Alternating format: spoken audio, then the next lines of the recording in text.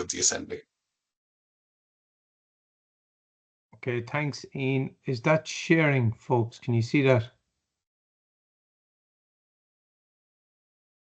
Not yet, David. All right, okay. I'm not Okay, sure what's looks like going it's on. about to now. Okay, hopefully. Oh, it's loading there now. Yeah, grand. Aha, there we go. Perfect. So everyone can see that, okay? Yeah. Yes. Okay. Okay, well, look, as Ian said, my name is David Kelly. I'm the director of the Southern Region Assembly. And look, I'm delighted you could join us here today. Look, as Ian said, we're conscious that the annual meetings of the local authorities are all going to happen in the next week or so, where the nominations will be made to the various bodies. And of course, the Region Assembly is one of those. So we thought it might be useful just to give people who may not be as familiar with the Region Assemblies a little bit of background to who we are, what we do, and I suppose touch on what your functions and particularly your statutory functions within the Region Assemblies might be in advance of that nomination process. So if you're interested in putting your hands up to become a member of the Assembly, at least you'll have an understanding to what we do and what we're involved in, what your roles and functions will be. Look, maybe just to start out, just to say, look, a little bit of history about the Assemblies. There are currently 3 of us. We're the Southern Region Assembly. We cover all of Munster and South Leinster. There's the Eastern Midlands Region Assembly, which covers the Dublin and the Midlands region, and then the Northern and Western Region Assembly. We were established following the local government reform in 2014. So as well as there being a kind of a change at local government level, there was a change at the regional level as well, where there was I suppose if you like, a rationalisation of the regional structure. So the old 8 regional authorities were disbanded and abolished, and the 2 original regional assemblies were also dissolved, resulting in a rationalisation of the process into 3 regional assemblies. I suppose with that restructuring, additional roles and responsibilities were passed on to the regional assemblies also, primarily around planning functions. But broadly, I suppose the functions of the regional assembly, it generally, I suppose, dealing with the wider regional development process and ensuring kind of sustainable and balanced regional development in each of our 3 regions. And I suppose the key things in which the key tools that we have in order to deliver that are, I suppose, number 1, with regard to our EU functions or our EU funding role. So we manage EU regional programs. We're involved in what's called European Territorial Cooperation or Interreg programs. We act as the national contact point to support local authorities and other stakeholders to access EU funding, but we also access EU funding ourselves to help deliver on key priorities and key objectives within the region. And then, of course, our planning function, which is a key statutory function with regard to, I suppose, the development and implementation of the regional spatial economic strategy. And within that, we act as the, I suppose, the regional tier of government within that structure. We'll hear a bit more about both of these later on from my colleagues Kevin and Enda. I suppose another function we have is with regard to the coordination of public service delivery within the region. That's always a little bit more difficult to kind of nail down and understand exactly what that means or put a finger on. But I think it kind of cuts across a lot of the roles and functions and responsibilities that we do more generally in terms of how we deliver on our functions. I suppose the legislative provision for our functions is set out in secondary legislation, so it's set out in a statutory instrument, 573 of 2014, and that sets out in collaboration or in parallel with the Local Government Act and also the Planning and Development Act, what our broad functions are. And when you read it, it is quite broad, quite general. So it gives us a role and a function with regard to the, I suppose, if you like, the general welfare, strategic planning and sustainable development of the region more generally. And that touches on things like the physical, economic, social, demographic and infrastructural development, but also the potential of the region. It gives us a role with regard to, I suppose, collaboration and coordination and ensuring consistency of general government policies and policies that are introduced by any minister or any agencies of the minister, which is a quite broad ranging function or role that the regional assemblies have.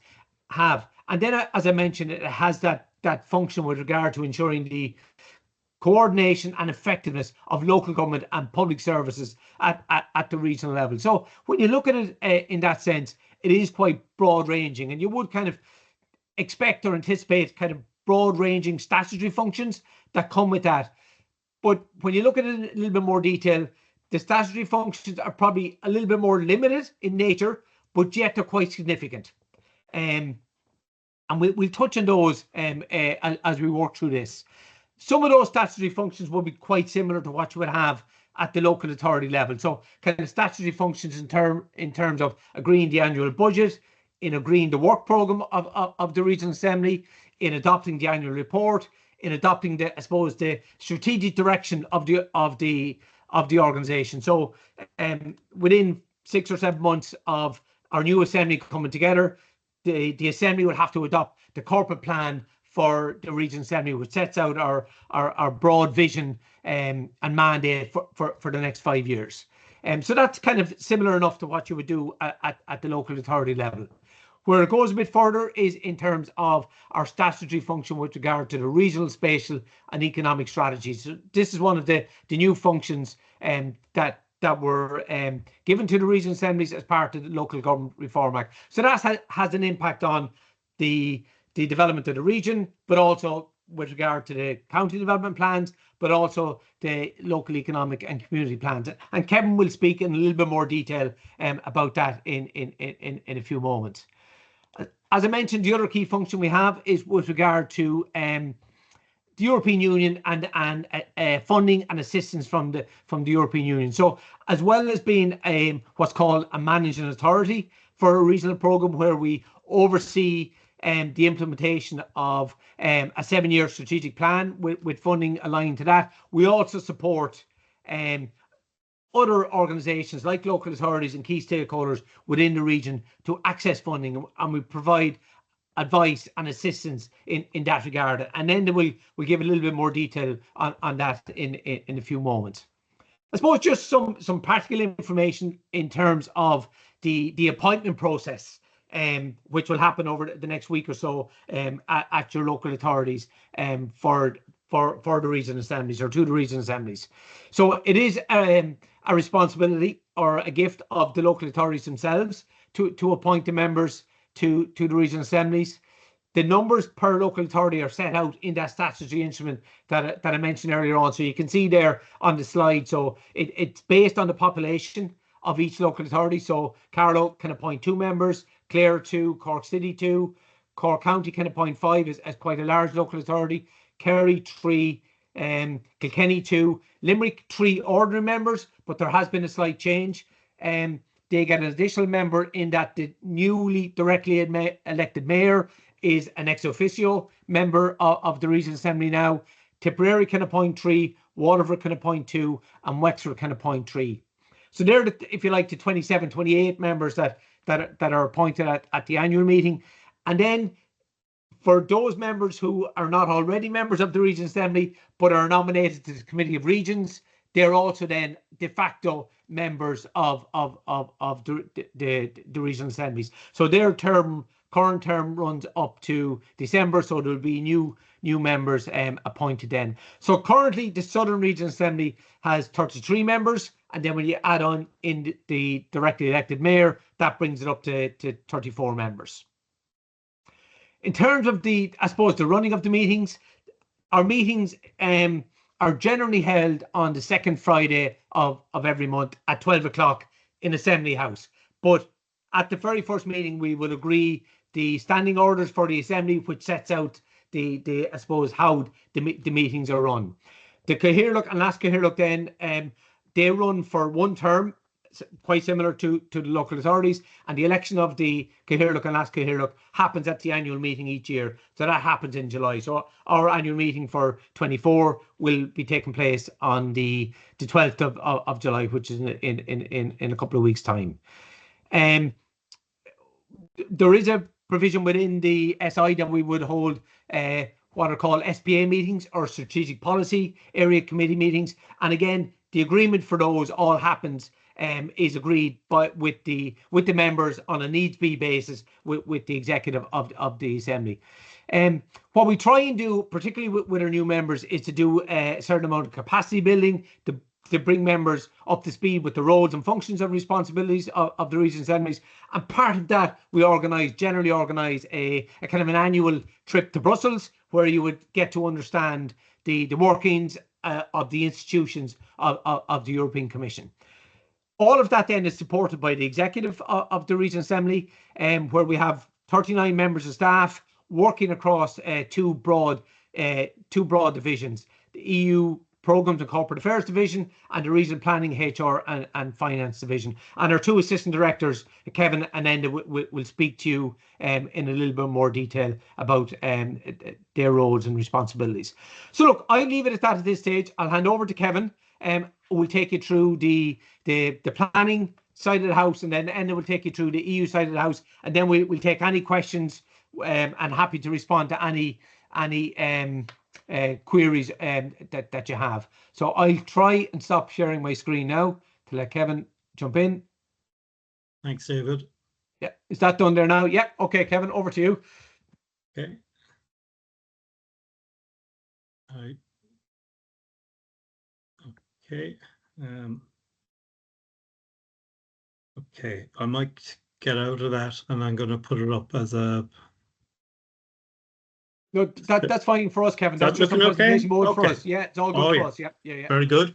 Okay. Well, thanks very much. And you're all very welcome. My name's Kevin Lynch. I head up the regional planning side. And what I want to do is just give a quick overview of some of the functions on the planning side. And I think they're quite important for the elected members because they are one of the key statutory functions we have, and that largely relates to the regional spatial and economic strategy, which will be one of the tasks of the new assembly. So I'll give an overview of what's involved in that. Hold on here, I'm having difficulty moving forward. Okay. So one of the main functions of the regional assembly is the development, adoption and implementation of the regional spatial economic strategy. And that was a new feature brought in through the last Planning Act. And it's, I suppose, the second tier under the National Planning Framework that sets out the overall coordination at a regional level and at a cross-boundary level between local authorities of key high-level planning issues, and also, very importantly, economic development issues for the region. So the main purpose of the regional spatial and economic strategy is to support the implementation of the National Planning Framework. And that's very important for our region in terms of, in summary, the national policy relates to a change in the spatial layout of the country, of the growth to the Eastern Midlands region, and that should be shared at 50% growth to our region and the Northern Western region. So the regional spatial and economic strategy is very important in those terms, and importantly, it's a reserve function of the elected members. So I think that's a very important role for new members on the assembly, and also it has some challenges I'll get into, but also some opportunities as well.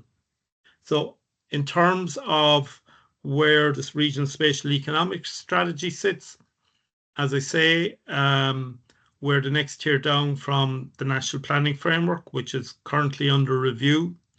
But then, importantly, the RESIS, as we call it, it sets the framework for each city and county development plan of the 10 local authorities in the region.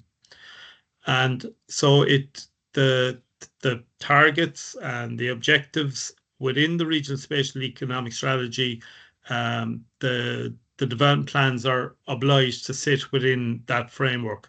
That doesn't mean they don't have their own independence in terms of how that's expressed, but nonetheless, that overarching framework comes from the regional spatial economic strategy, which in turn comes from the national planning framework. And so we have an important statutory role in terms of the development plan process, which is probably one of the key functions of the elected member. And so just to kind of highlight that as a very important responsibility within the regional assembly and a challenge for elected members, a challenge for the executive on our side, but also very much a challenge for the elected members as well, particularly on the regional assembly, because you'll be both involved at your local authority level, but also on the regional level. Importantly as well, we've a statutory function in relation to the LECPs, the local economic and community plans developed by the local authorities, and we're nearly finished that process of the current round of those. I'd say it's important to say as well that in the way we operate, even though we're a separate tier, our main mode of operation with the executive, the local authorities, and indeed the elected members is I suppose one of cooperation, and we work hard to brief local authorities and to work with them as we develop out our strategy, and thereafter to help them with implementation. Just to go back to the MPF, so what the important thing with the MPF in our work is that it has a long-term horizon. So it looks to the next 20 years and even beyond as to the way Ireland will be. And there's significant challenges. As I say, there will be at least 1 million additional people in the state in that 20 years. There's significant growth, overdevelopment within the Dublin area, and the challenge is to divert that to our region and elsewhere within the Eastern Midlands region and the Northern Western region, not just for the sake of it, but for the sake of Dublin and also the rest of the country as well, but also to facilitate the growth of our 3 cities, Limerick, Cork and Waterford, but also throughout rural areas, etc.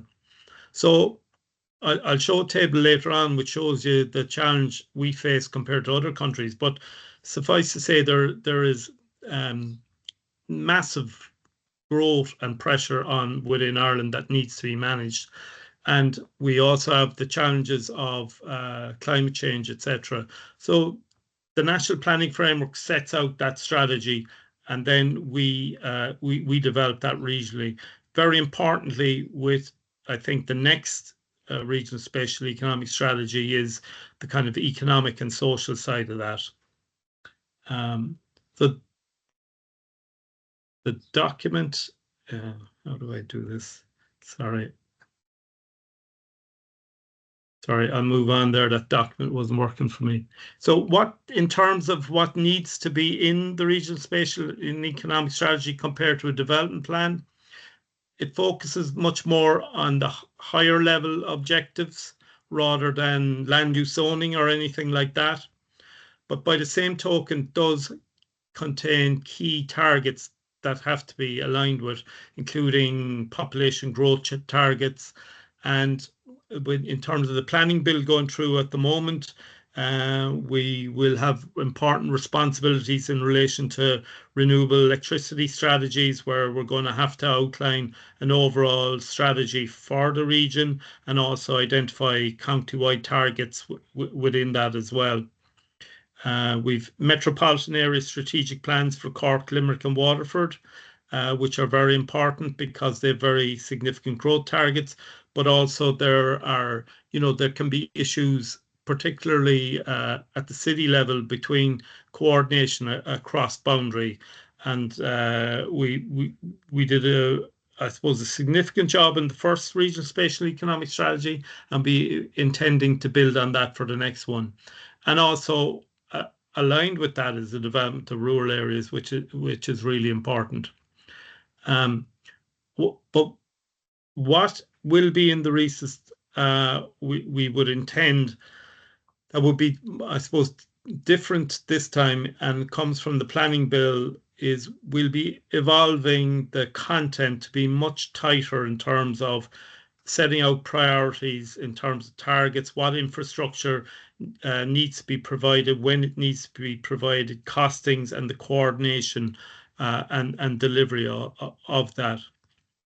It's true to say as well, our view would be that there is a lot of good out there in terms of the structures that are there in the state for these issues, but there's a lot needs to be improved as well. And that whole implementation side has been a priority for us over the last number of years, and that will come to the fore in terms of this regional spatial economic strategy we would intend. In terms of, I'm sorry now, the slides have I'm not sure how to deal with the transition with the slides, given what I have in front of me. But what this slide would show is public participation and with the elected members of the Assembly itself. And as David outlined, a particular job we'll be doing, particularly in the first year of the Assembly, is bringing the elected members on the journey of the factors that will be involved with the development of the recess.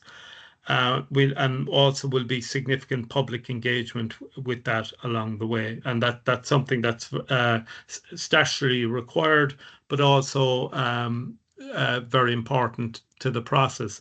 And in terms of the process itself, it follows a similar statutory timetable and process to that of the development plan, in that there'll be an initial phase of issues papers and discussion, then prior to the agreement of a draft by the members. As I say, it's fully a reserved function.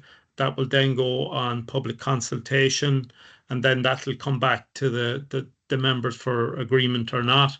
And then there'll be material amendments and then a final stage. It'd be true to say that in the last regional spatial economic strategy, which was the first, it was a new one for us and the elected members, and there was quite a lot of significant debate and maybe disagreement and cut and thrust of politics and all the rest of it. But it was a very good process in the end, and I think delivered on a good document in the end.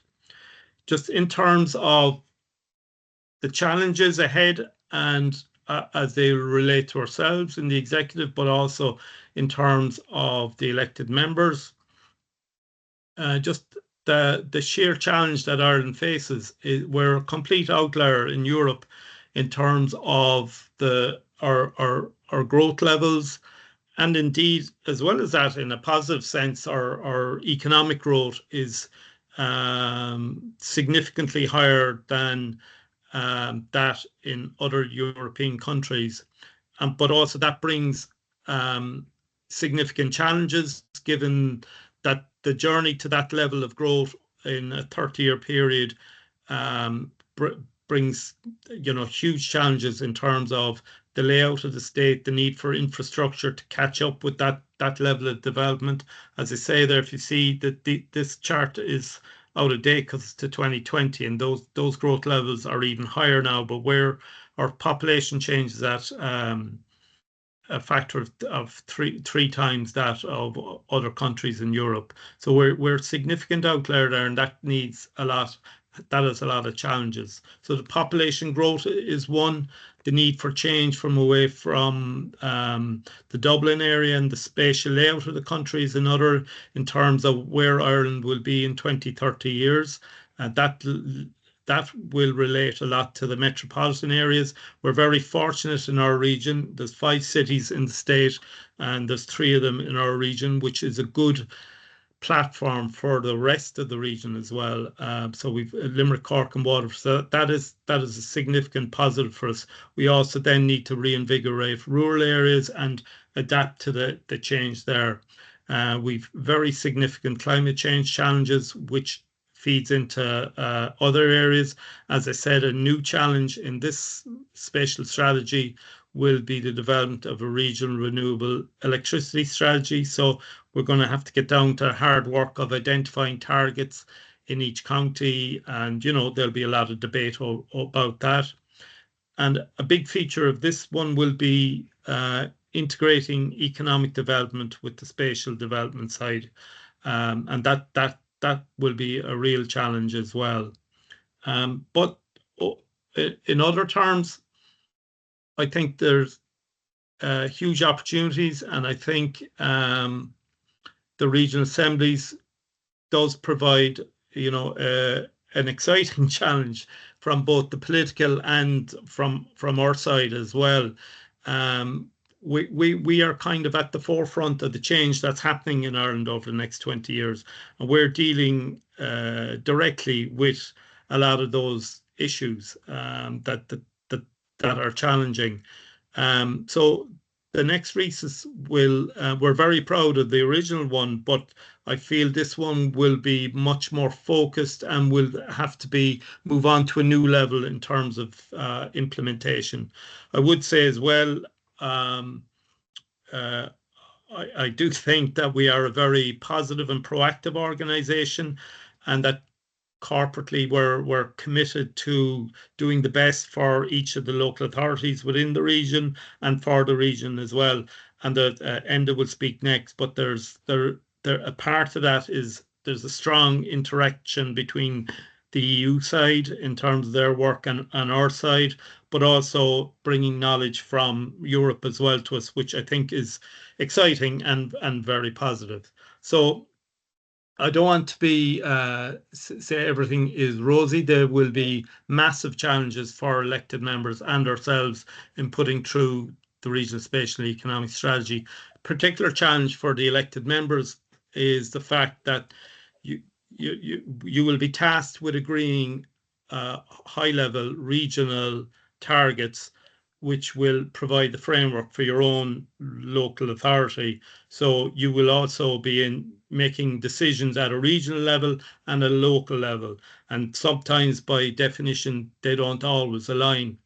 And I think that is a challenge, but that's something that in my experience can be worked through, and certainly benefits from the insight of the elected members in that process. But it is a challenge. But as I say, there's significant positivity there as well. So that's my overview, and I'll hand over to Enda, and happy to answer any questions at the end. Thank you. I'll stop sharing there now. Thanks, Kevin. I don't know if there are any questions there. If not, I'll jump in. We can take them at the end. Okay, hold on there. Yeah. You're okay. I should be able to share anyway, Kevin. Okay. Yeah.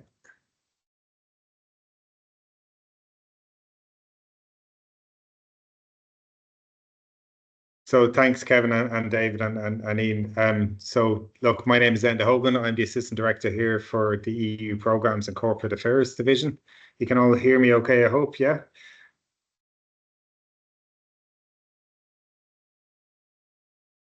Really fine there, Enda, yeah. Yeah, all you good, can, Enda, Ian, yeah. sorry, Yeah. just waiting for someone. Yeah, that's perfect. Okay, so look, I'll just take you through a brief presentation, and there'll be a little bit of repetition in terms of the introduction, and that's okay, just to give you an idea of the work we do.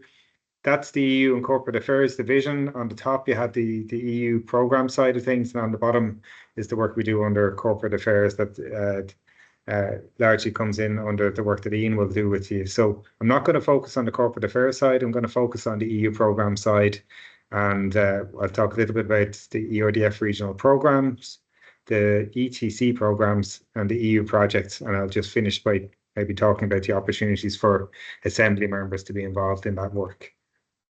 So this is kind of the big beast in our suite of programmes that we manage.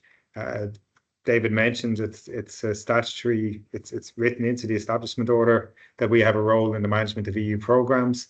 And then the Minister for Public Expenditure and Reform has nominated ourselves and our colleagues in the Northern and Western Regional Assembly to be one of the two ERDF managing authorities. So between us, we each manage a regional programme.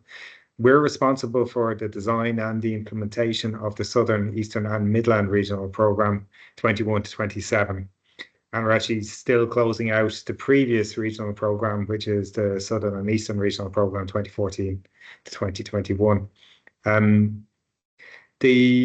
The programme itself is a very substantial programme of investment, and it covers a programme area that takes in the whole of the Southern region, and it also takes in the Eastern and Midland region. And in total, we're talking about an investment of 663 million, which is co-financed by the European Union, 40%, and then the Government of Ireland put in 60%. And that funding is divided into three priority areas. So they come under these general headings of smarter and more competitive regions, low carbon energy efficient regions, and then sustainable urban development. And there's a lot of information about the regional programme on our website, including just a short explainer video, a couple of minutes, to give you a high-level overview of the programme. And then you'll actually find information on all of the different funding calls that are launched through the programme. Just at a very high level to say, Priority 1 gets 55% of the funding, and that is managed primarily through other funding bodies. So we work with Enterprise Ireland, with Science Foundation Ireland, and with the Higher Education Authority to manage funding calls that are made available within our regions. And we work very closely with them just to make sure that they align to the requirements of the regional programme and the regulations under which we operate. Under Priority 2, we make funding available to the Sustainable Energy Authority of Ireland for energy retrofits under the Warmer Home Scheme. And then under Priority 3, this is probably the most visible aspect of our regional programme. We award funding under a new scheme that we developed with the Department of Housing, Heritage and Local Government, which is called Thrive, the Town Centre First Heritage Revival Scheme. And that's funding local authorities to do some really interesting work in terms of town centre planning and the adaptive reuse of heritage buildings. So I guess another element of the work we do is around what are called ETC programs, European Territorial Cooperation programs. And all of these programs involve working with partners in other member states and third countries. So the key ones there on the top left, Interreg Europe and Northwest Europe, where we have the national contact points for those two ETC programs. We also manage the Ireland-Wales programme for the last 30 years, and sadly it's come to a close. And we provide information on the other programs. And then I suppose one other important aspect of our work is that we provide first level control, kind of audit work for other partners in European projects within our region. So that's, I suppose, the service that we provide to different partners, including the local authorities, on the projects that they participate in. Another aspect of our work is what we call the ETC network. So we have over 200 members of this network that we host within the Southern Regional Assembly. And this is really an informal network of EU project officers throughout the local authorities in our regions, the university sector, the community sector, and private enterprises who are interested in learning more about the funding opportunities that are available. We host an annual conference. We run webinars throughout the year. In fact, they're available on our YouTube channel.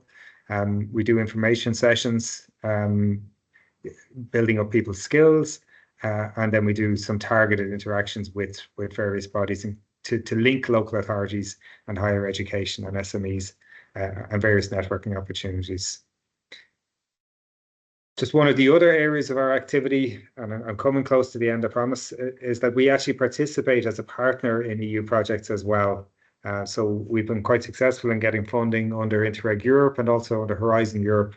And what we try to do in these different areas, these different projects, is that we try and advance our capacity, our learning in different aspects of the work that we need to do to achieve the regional policy objectives that are set out in our RESUS. And sometimes we might also be able to use the learning from this to help shape our EURDF regional program as well. So I won't go into all of the projects, just to mention the first two are Horizon Europe projects. One is looking at circular bioeconomies at a regional level, and the other is looking at best practice innovation in small and medium cities to help local authorities to achieve net zero.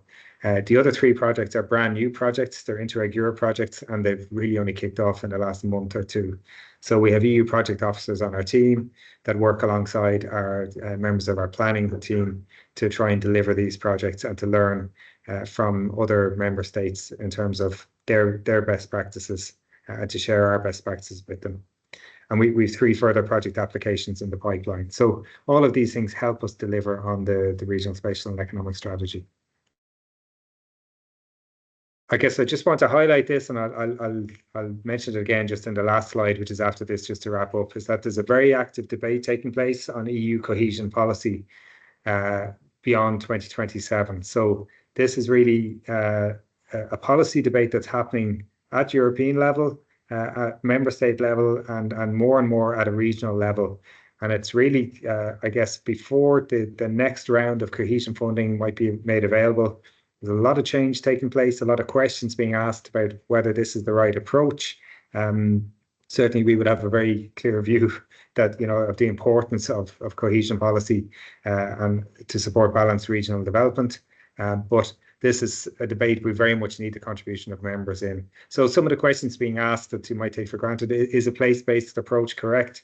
Should bottom-up be important, or is national government a better approach to take? Should you have that multi-level governance in terms of deciding on how cohesion policy funding is spent? Should you have a greater emphasis on urban or rural? And to what extent should you be targeting territorial inequalities? And what that means is, should you be, I suppose, offering the same funding opportunities to all regions at the same level, or should you be trying to take a more targeted approach? So it's a really important policy debate. And I mentioned it there as the last item on my last slide. So this is really just about the opportunities for Assembly members in respect of the work we do on EU programmes. We will seek membership of the programme monitoring committees for the EURDF regional programme. So that's a governance structure that we have in place to monitor the implementation of the regional programme. We will also seek membership for the programme monitoring committee for the ESF, the European Social Fund Plus programme, and also for the CAP strategic plan, the CSP. So we'll get those members, I think, at the first meeting. We'll seek those nominations. We very much rely on our Assembly members to communicate funding opportunities and learning opportunities to their local authorities. Our members have been very active in that over the last period, making sure that people are aware of the funding opportunities that are there and asking the question, within their own local authorities as to whether they're aware of these opportunities. We rely on our members also to communicate local needs and regional needs at EU level through your own networks. David mentioned we do bring delegations out to Brussels to meet with colleagues in the Commission, in the European Parliament. So that's an opportunity again to communicate local and regional needs, and also to communicate those needs at a national level and to ourselves and to other regional bodies. And that feeds into really the last thing, which is a key thing. And I think this is going to be on the agenda, David, in one of the first meetings, which is, do we have a position at a regional level on the future of cohesion policy? So it's something we'd be engaging with members on very early in the next term. Okay, and I'm going to stop sharing then. I'm happy to take any questions.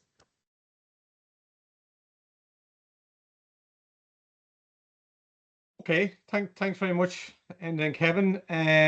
Look, that gives I suppose a very high level, broad overview of the roles and functions of the Regional Assembly, what the statutory functions of you will be as members when if and when you get nominated as a Regional Assembly. And I suppose the idea is just to stimulate your thoughts and thinking on it in advance of putting your hands forward to be nominated. So look, I don't know if there are any questions or clarifications needed. We're happy to take those now, or if you want to bang in an email later on. we'd be happy to respond also. And look, we absolutely look forward to seeing who the nominations are coming from each of the local authorities.